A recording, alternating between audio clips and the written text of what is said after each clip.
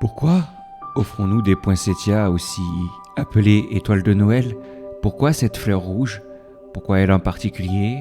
Pourquoi nous rappelle-t-elle autant les fêtes de fin d'année? Pour beaucoup, il ne s'agira là que d'une tradition, un geste simple pour faire plaisir, ou bien encore pour d'autres, une symbolique plus dogmatique. Car oui, il existe une symbolique plus ancienne, plus religieuse à ce qu'était censé être le poinsettia. Mais peu importe ce que cette plante évoque pour vous, ce qu'elle est réellement, parce que la vérité, c'est que lorsque l'on offre cette fleur aux pétales de velours rouge, on offre pas seulement de l'espoir et du bonheur, non. Offrir un poinsettia, c'est s'offrir une chance de survivre à l'hiver, un Noël de plus. Les poinsettias agissent comme des talismans, de véritables forteresses, voire tourelles. Enfin, c'est un peu compliqué à expliquer parce que c'est quelque chose de très ancien et de très symbolique. Et en fait, pour la plupart des gens, il se passera pas forcément ce genre de choses. Et la fleur ne sera juste qu'une plante, fragile, comme toutes les plantes jolies et fragiles de couleur rouge, je pense aux coquelicots notamment, qui ont la fâcheuse tendance à ne pas tenir. Mais avoir un poinsettia, c'est vraiment s'assurer d'avoir une chance. Surtout si ces signes vous sont révélés et traînent autour de vous. Et croyez-moi, vous n'allez absolument pas aimer cette chose. C'est une aberration qui jamais n'aurait dû exister et qui pourtant existe. Il est connu sous bien des noms. Celui qui reste, la somme, ou bien encore plus fréquemment, l'amas. Je pense qu'avant de vous parler de cette entité, faudrait parler de pourquoi elle existe, pourquoi elle est là. Et honnêtement, j'aurais très sincèrement préféré que cette chose ne voie jamais le jour. En fait, elle n'aurait même jamais dû exister. Et comme en témoigne son apparence et ses innombrables noms, elle n'est pas là pour rien. Et elle signifie quelque chose. Et quelque chose qui ne devrait pas être présent à Noël. Parce que Noël, ou les fêtes de fin d'année en général, ce qui comprend le réveillon de Noël, le Nouvel An, si on enlève tous ces aspects religieux, si on ne cherche pas à chercher forcément le cliché religieux ou autre, on peut trouver beaucoup de beauté dans Noël. On trouve surtout le Père Noël, voyons, ce personnage qui offre des cadeaux aux enfants du monde entier. Il y a tellement d'histoires de Noël. Il y a cette magie qui devrait juste être magique, sans prise de tête, sans devoir justifier du pourquoi, du comment. Juste ce que représente Noël, se retrouver en famille, entre amis, ou avec son conjoint ou sa conjointe. Bref, qu'importe, en famille, être heureux, épanoui, et savourer un bon moment. Mais si cette entité existe, malheureusement, c'est à cause de quelques facteurs. Facteurs que voici. Il y a à chaque Noël des gens dont on ne parle pas pas parce qu'ils n'existent pas, mais parce qu'ils ne sont pas là. Ils ne font pas de bruit. Ils ne dérangent pas la fête, alors on ne pense pas à eux, pas ce soir. Et ce n'est pas la solitude qui reste, c'est le fait qu'on ait décidé qu'elle pouvait attendre. Ce ne sont pas des gens qu'on a forcément rejetés, ce sont des gens à qui on dit « pas maintenant ». Et Noël est plein de « pas maintenant ». Tellement plein qu'on finit par ne plus savoir ce qu'on a laissé derrière nous.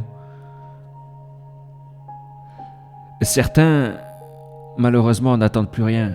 Ils ont appris à ne plus attendre et ils savent que la fête passera, que les lumières s'éteindront et que peut-être quelqu'un pensera à eux, juste un petit peu, même ne serait-ce qu'un seul instant, juste après.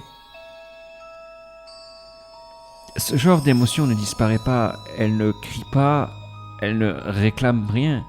Elle reste là où on l'a laissée et parfois elle finit par prendre de la place. Et puis, il y a ceux qu'on n'oublie pas vraiment, ceux qu'on a simplement cessé de regarder, qui sont encore là, quand la fête commence et puis doucement ils disparaissent du cadre. Le chauffage tourne ailleurs, les lumières sont allumées ailleurs et le froid, lui, devient une chose normale. Certains ne meurent pas d'un coup. Ils s'éteignent lentement, sans témoin, et quand on s'en rend compte, ce n'est jamais pendant Noël, c'est après. Toujours après. Tout ça, tout cela, ça a pris du temps, ça a pris des décennies. Mais au final, ça a fini par le former. Par former cette entité, par former cette créature, cette chose. Et maintenant, elle est là, elle erre, elle cherche, et elle trouve à coup sûr. Il existe 3 degrés. 3 degrés de crime, entre guillemets, que l'AMA ne supporte pas.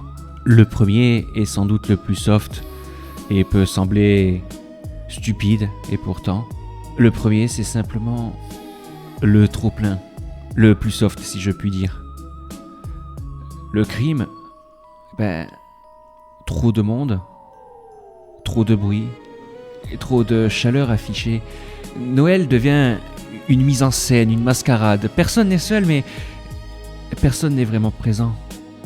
Du coup, les conséquences sont un malaise diffus, une froideur ambiante, des rituels et des échanges mécaniques. La somme observe. Les choses qui vont changer sont, par exemple, des plats qui étaient préparés, qui étaient en parfait état, non périmés, vont se retrouver périmés. Pas tous, bien sûr, mais certains. Des bonnes bouteilles de vin ou de champagne vont tourner elles aussi. Des plantes vont faner.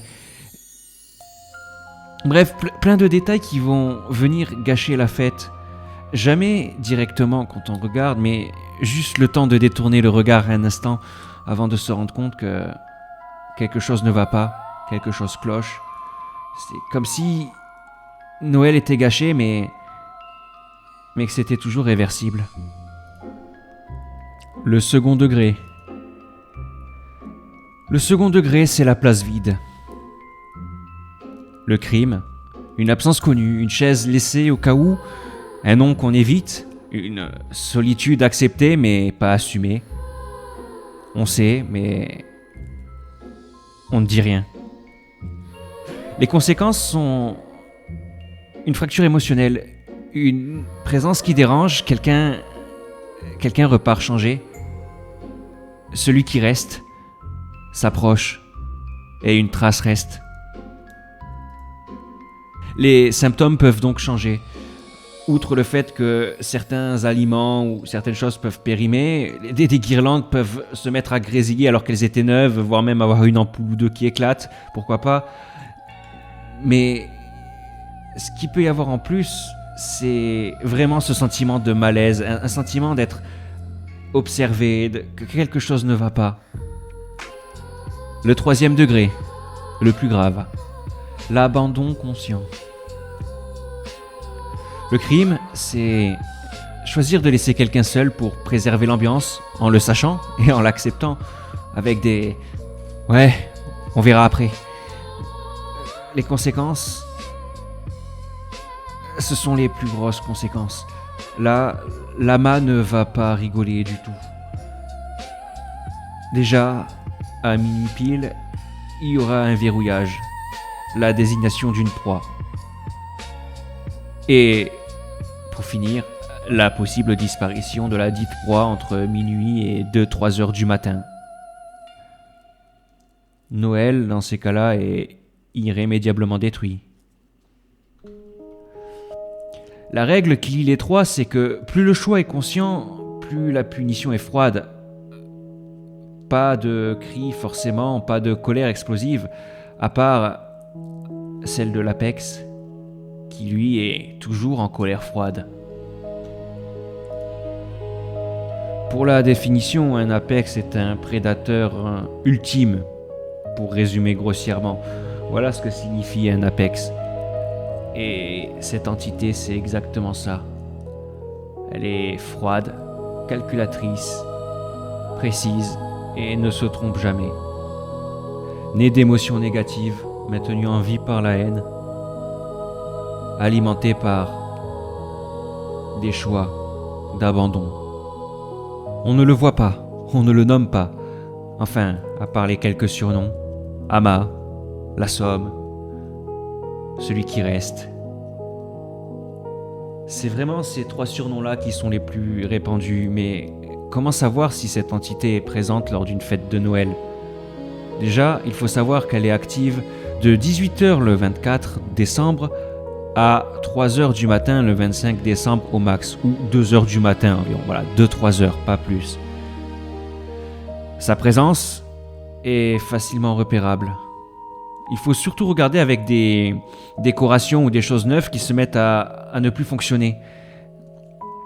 Par exemple, une guirlande complètement neuve qui se met à grésiller alors qu'il n'y a pas vraiment de problème de courant. La nourriture qui est saine.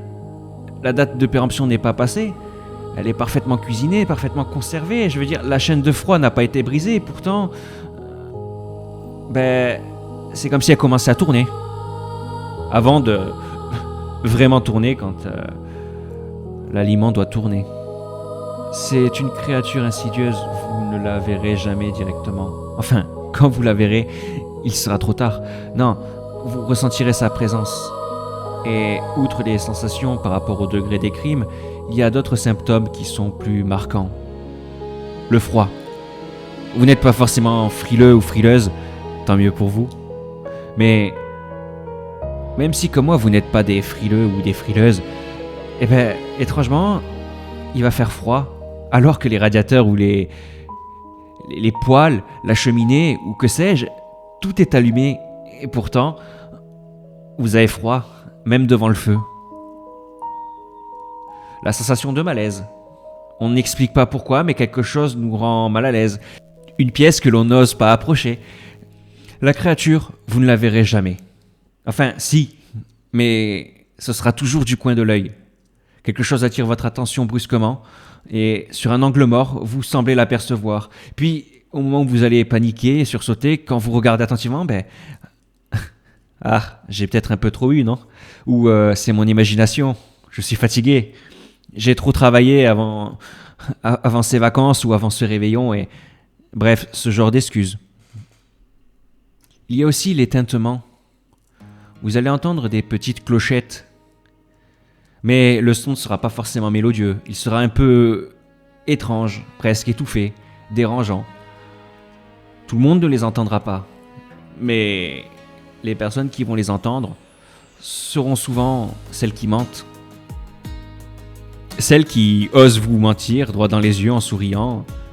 Des excuses du genre « Oui, j'y penserai plus tard » ou tout ce genre de choses.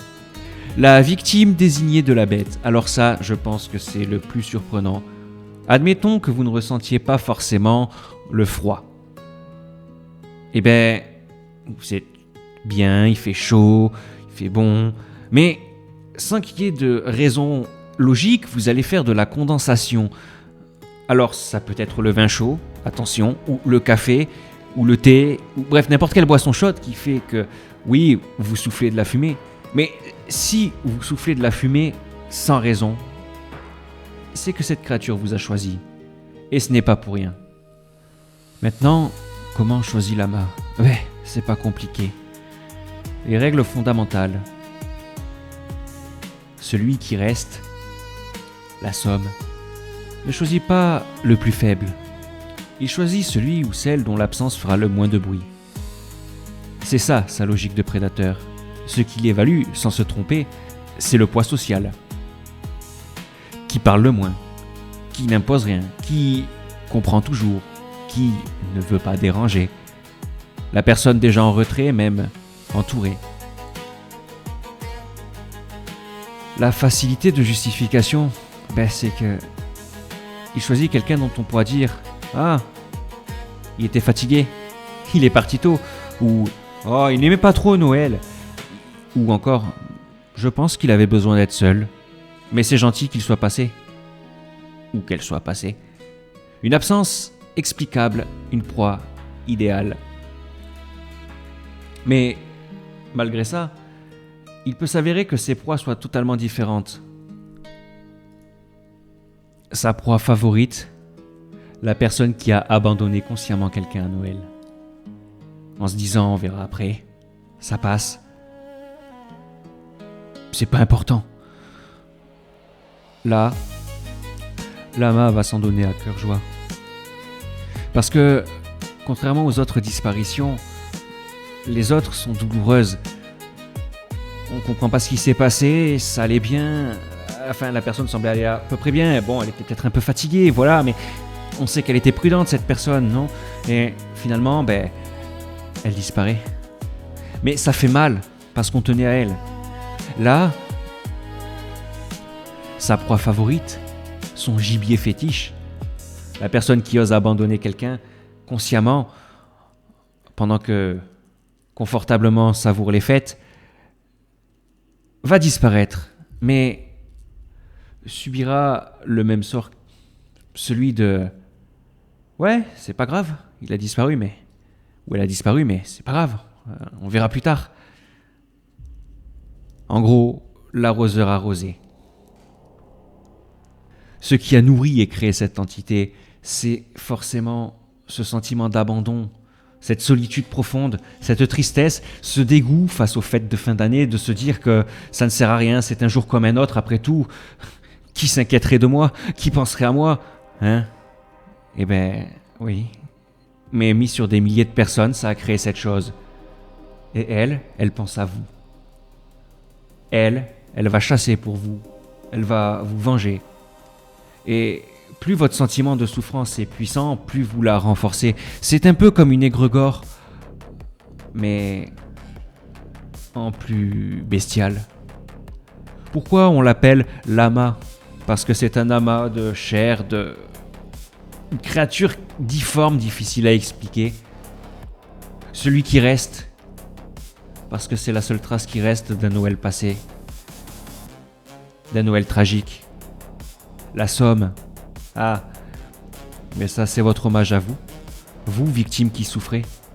Vous êtes la somme, le résultat, ou plus précisément, la résultante, qui fait que cette créature peut exister et chasser. Le poinsettia dans tout ça. Eh bien, le poinsettia, c'est une fleur qui symbolise l'espoir. C'est un joli cadeau.